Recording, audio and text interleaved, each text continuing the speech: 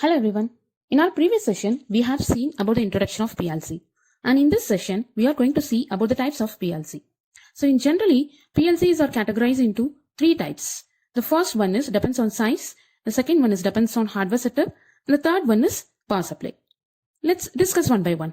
First, depends on size. The criteria used in categorizing PLC in this type are functionality, the number of I/O points, cost, and the physical size. Okay, so majorly the count of I/O points is the more important factor in this type of PLC. So depends upon that, they are categorized that into the 5 type. One is nano, micro, medium, large, and very large. So according to these type of PLC only, industries, small scale industries, medium scale and large scale industries are preferring their PLC. So if you look into the nano type PLC, it is having up to 16 I/O points. So it may be an entry level PLC that is more enough to fit into your shoot packet. That much small it will be. Micro PLC can connect up to 32 I/Os. You can find the application of these two PLCs in elevators. Some car washing applications are mixture machines. The next one is the medium and small scale PLC, small PLC. So you can find this family mostly, it is having a maximum of 960 I/O points in a single rack. Okay, and most of the small and medium scale family will have a modular type because in some cases, if they want to expand the number of I/Os, means they are having some option for the expansion module. Okay, let's discuss about the expansion module in the next type of PLC. Okay, and the next one is the large scale, which will be having 1000 I/O points. PLC of this type have almost unlimited applications and can control individual production process or the entire plant. Very large scale PLC will have more than 10,000 I/Os, and these type of PLC capabilities are quite higher than the medium scale. Okay, in terms of memory, programming language and all, I/Os and communication modules and so on. So these type of PLC are used in SCADA and distributed control system. So that's it about the size. So depends upon the size, PLC are categorized into these 5 types, and these 5 types are used in various types of PLC industries. That may be small, large, and very large. And the next one is depends upon the hardware setup. And this is very important one. If you see, we have 2 types over here. One is compact, another one is modular. So let's see into the compact type. Can you see a pic over here? Can you see a pic over here, which is the example for the compact type PLC? Every components, all the modules are inside this box.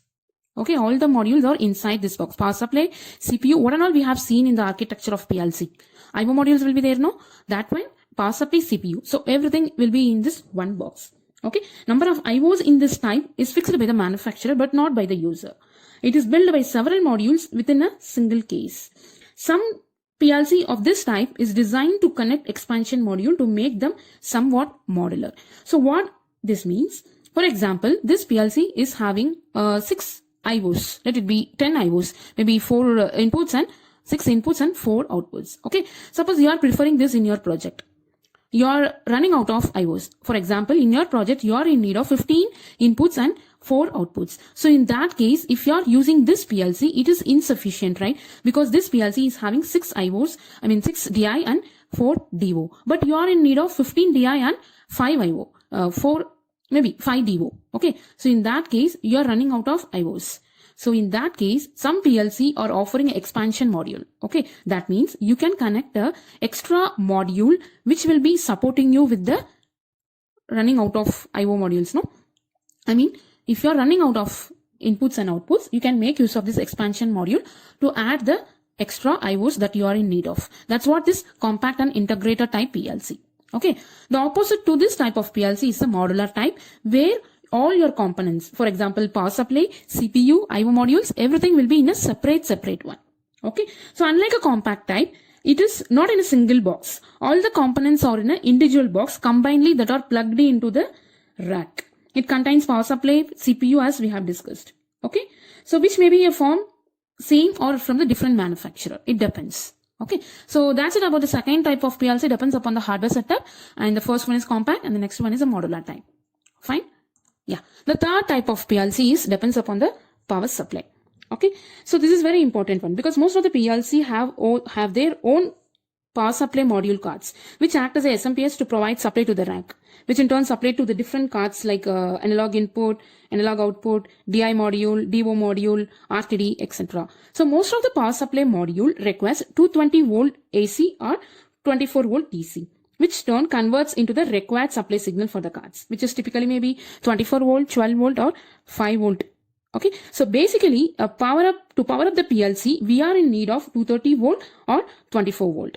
Okay, so how we are going to give this? For example, you can find a PLC which is accepting 230 volt, and obviously in some PLC which are not accepting 230, but it will accept 24. So what is the difference between these two means? If you are giving a AC supply to the PLC means, so that means it is having a SMPS within the PLC.